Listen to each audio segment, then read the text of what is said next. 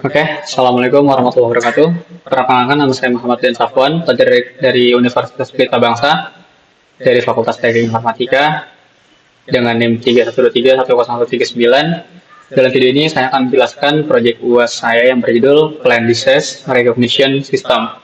Nah, proyek ini bertujuan untuk membantu petani atau pengguna umum dalam mengenali penyakit pada daun tanaman secara otomatis menggunakan teknologi, yaitu deep learning. Nah, bisa dilihat PPT ini ada empat poinnya. Nah, langsung masuk ke tujuan dan latar belakang sekarang. Nah, penyakit tanam ini sering tidak dikenali sejak sekarang atau dini oleh petani. Dengan memanfaatkan teknologi deep learning, proyek ini dibuat untuk mendeteksi penyakit tanaman secara otomatis melalui gambar daun agar diagnosis lebih cepat, akurat, dan mudah diakses siapa saja. Nah, di sini ada 5 tools dan teknologinya. Yang pertama ada Python 3, yang kedua ada TensorFlow, yang ketiga ada Streamlit, yang keempat ada NumPy, Matplotlib, dan yang kelima ada dataset Plant Village. Nah, di sini ada dataset Plant Village, ini contoh gambarnya aja ya, di sini. Nah, masuk ke penjelasan pengembangan ke depan. Nah, ini nih maksudnya tuh pengembangan ke depan itu ingin membuat versi mobile atau Android atau iOS. Nah, karena sangat berguna ya, aplikasi dikembangkan dalam bentuk mobile agar lebih praktis digunakan langsung oleh petani di lapangan. Nah, itu kan enak kalau misalkan lagi petani nih, misalkan pengen tahu nih penyakit daun ini apa nih. Kan enak kalau tinggal pakai handphone, tinggal foto doang gitu kan. Jadi lebih fleksibel gitu. Nah, yang kedua ini kamera HP ini dapat digunakan langsung untuk mendeteksi penyakit tanpa perlu unggah manual. Nah, kan enak tuh kalau kamera HP langsung mendeteksi nih tanpa perlu unggah-unggah fotonya terlebih dahulu kan. Jadi lebih memakan waktu cepat gitu kan. Jadi langsung shot gitu. Nah, yang kedua pengembangan ke depan itu mungkin fitur riwayat dan simpan data. Nah, di sini kan belum ada fitur riwayat dan simpan datanya. Nah, kalau pakai fitur riwayat ini kan mungkin enak. Misalkan hari ini saya saya unggah gambar daun ini.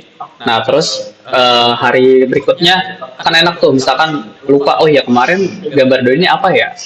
Ternyata masih ada simpan di hari yang kemarin tuh.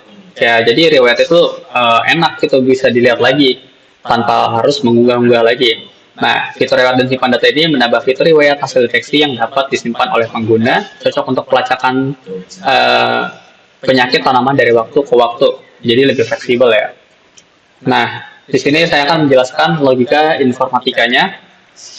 Nah, yang pertama ini dari main PY. Nah, di sini ada import library. Nah, ini maksudnya Streamlit ini untuk membuat tampilan antar muka web. Nah, kalau TensorFlow itu untuk membuat dan menjalankan model klasifikasi penyakit. Yang ketiga ada NumPy. Nah, NumPy ini untuk mengelola array data citranya. Nah, yang terakhir ada DateTime. Itu menampilkan jam lokal di sidebar. Nah, ini saya menambahkan fitur unggulan ya. Salah satunya adalah DateTime.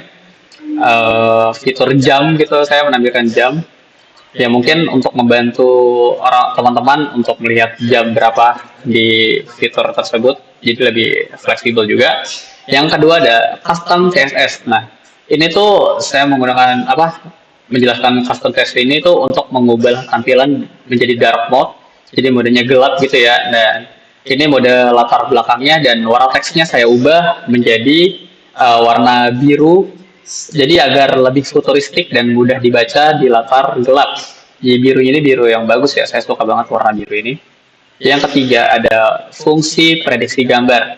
Nah, fungsi ini membuat model H5 yang sudah dilatih dan juga gambar yang diupload diubah ke ukuran 128 kali 128 pixel. Dan yang ketiga diubah menjadi array agar bisa dibaca oleh model. Yang keempat ada NP Argmax, itu dipakai untuk mengambil kelas dengan probabilitas yang tertinggi. Nah, yang keempat ada setbar navigasi dan waktu. Nah, di setbar navigasi waktu ini menunya ini tuh ada navigasi nih, ada home dan about. Dan ada misalkan kalian pencet about itu ada disease recognition. itu menampilkan jam lokal, pengguna real time, update setiap refresh. Nah, ini fitur baru yang saya tambahkan untuk dapat nilai bonus dari Pak Anggi, menambahkan fitur. Jadi saya menambahkan fitur jam lokal ini nih. Jadi kalau misalkan setiap kalian refresh itu bakal terupdate terus.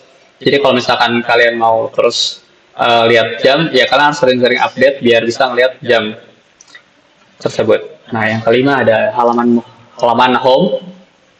Dan itu menampilkan header dan gambar utama daun estetik JPEG. Nah, ini gambar halaman utamanya juga saya ganti dari gambar saya sendiri, gambar daunnya. Nah, terus yang kedua menjelaskan cara kerja aplikasi secara umum. Itu bakal saya jelasin di terakhir-terakhir ya. Itu pertama kita masuk ke ininya websitenya, terus upload gambar dan gaun. Nah, habis diupload tuh kita ada tulisan show dan predict. Nah, sistemnya akan menganalisis nih. Nah, habis itu hasil prediksinya akan ditampilkan. Ini tuh daun itu apa, penyakitnya apa, jadi bisa ditampilkan. Nanti saya tampilkan di terakhir-terakhir. Dan yang keenam ada halaman about. Nah, ini menjelaskan tentang dataset. Totalnya ada banyak banget gambarnya. Terus ada 38 kelas penyakit. Nah, dibagi jadi trend, valid, dan test. Yang ketujuh ada halaman disease recognition. Nah, penjelasan ini tuh user itu mengunggah gambar lewat file uploader. Nah, tombol show image itu untuk melihat gambar yang diupload. Nah, misalkan kalian lupa nih, kalian harus upload gambar apa? Nah, bisa dilihat pakai tombol show image. Nah, tombol predict untuk menjalankan fungsi model prediction. Nah, terus kelas prediksi disocokkan ke daftar class name untuk menampilkan nama penyakit secara lengkap. Jadi kalau misalkan kalian sudah upload fotonya itu tuh bakal menampilkan nama penyakit secara lengkapnya, itu penyakit apa. Nanti akan ditunjukkan di terakhir-terakhir. Yang ke-8 ada class name. Ini itu ada 38 penyakit ya. Nah, berisi penyakit tanaman termasuk yang sehat juga. Nah, terus ada output berupa model angka 0 sampai 37 itu akan dicocokkan ke arraynya ini. Nah, selanjutnya apa itu requirement text txt? Pada proyek ini kami menggunakan file bernama requirement txt. Fungsinya adalah untuk menyimpan semua library atau pustaka Python yang dibutuhkan agar program dapat berjalan dengan baik, terutama ketika dijalankan di perangkat lain atau oleh orang lain. Nah, training his JSON itu apa sih? File ini tuh berisi hasil pelatihan model yang mencakup nilai loss dan akurasi, baik untuk data pelatihan loss akurasi maupun data validasi di setiap epoch. Nah, di sini dari data ini terlihat bahwa akurasi pelatihan meningkat dari 60% hingga lebih dari 95%. Akurasi validasi juga meningkat hampir 96%, menunjukkan model belajar dengan baik dan tidak overfitting. Dan yang terakhir, nilai loss menurun yang menandakan bahwa model semakin akurat dalam memprediksi. Oke, lanjut saja kita ke contoh yang pertama. Kita langsung ke VS Code. Sudah masuk ke VS Code-nya. Tadi kan saya sudah memaparkan logika informatikanya satu persatu secara detail. Fungsinya ini apa, ini apa, ini apa. Kenapa saya nggak jelasin di sini langsung? Karena mungkin kalau lewat VS Code langsung, mungkin tulisannya bakal pecah-pecah atau buram gitu, karena ya resolusinya mungkin rendah kalau dari laptop ini kan. Nah, di sini sudah jelaskan yang tadi saya jelaskan. Sekarang kita jalankan aplikasinya. Kita ketik stream lihat run.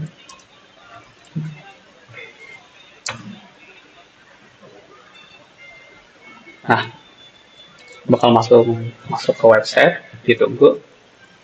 Kita lihat tampilannya nanti. Nah, sudah mulai masuk kan? Nah, di sini ada date time yang saya berikan fitur tambahan. Jadi setiap di refresh kan, misalkan ini 13.30.03. Nanti kalau jam ini sudah di terakhir-terakhir saya akan refresh atau di pertengahan biar kalian bisa lihat ini bakal terupdate terus-terusan. Nah, di sini saya mengubah teksnya ini menjadi warna biru karena biar kelihatan lebih bagus ya, karena perpaduan warna hitam sama biru bagus banget. Ini juga gambarnya saya ubah juga daunnya sesuai yang saya inginkan. Nah, di sini Kalau udah, kalian pencet home, tanda panah ini, terus this is recognition. Nah, jika sudah, kalian browser files, kita cari file biar tahu nama daunnya itu apa. Contoh daunnya perusahaan ordi gimana ya?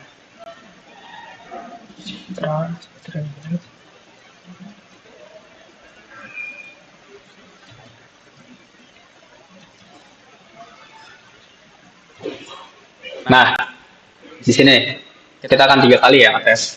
Pertama, saya ambil yang 4 ini nih. Kita open. Nah, kalau sudah kita bisa show image. Nah, bisa dilihat tuh. Daunnya ini kayak gini, yang kita pilih, kita predict. Dia akan loading dan akan mencari. Nah, boleh is predicting, is photo, early blight. Itu yang pertama. Sekarang yang kedua, kita cari yang kedua. Kita akan uji coba 3 kali. Paling bawah nih coba. Ini coba. Tuh masih jauh. Oke. Kita taruh. Show untuk melihat. Seperti ini dan kita predict. Nah, model ini predicting tomato yellow leaf curve virus. Nah, ini nama penyakitnya. Dan yang terakhir, cari mana ya? Mana aja deh. Kayak ini nih, yang ya sudah, kita lihat dulu. Ini tanaman yang kita pilih dan predict. Nah, model is predicting grape leaf blight. Nah, ini nih nama tanamannya. Nah, terus jika sudah, kita akan refresh coba ya. Refresh itu 1332. Nah, kan berarti ke refresh sendiri kan. Coba kita refresh terus. Nah, tuh langsung naik kan detiknya ke 53. Bentar lagi ke 33 coba kita cek. Nah, ini udah 33 nih jam sini nih. Udah 33. Coba kita refresh. Nah, dia akan terupdate lagi. Oke, cukup sekian pemaparan video yang saya sampaikan. Kurang lebih mohon maaf. Wassalamualaikum warahmatullahi wabarakatuh.